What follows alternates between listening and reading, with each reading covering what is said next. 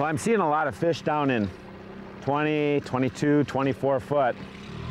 So what I'm gonna do is let these crankbaits out. This is a deep diving tail dancer.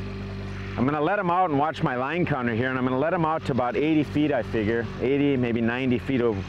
Should get them down in that zone. In fact, I'll probably want to run one line at 80 and one line at 100, just to try and figure out what zone they're not only sitting in, but what zone they're eating in.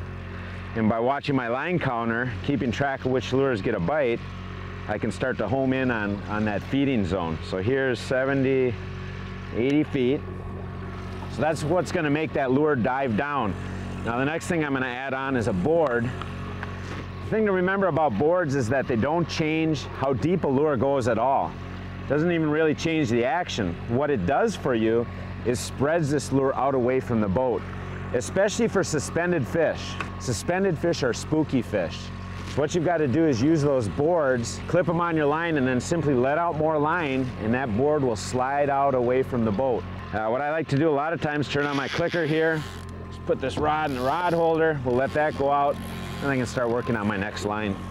Because suspended walleyes feed in an upward direction, Walleyes positions his baits just above where the majority of fish are being marked on his graph.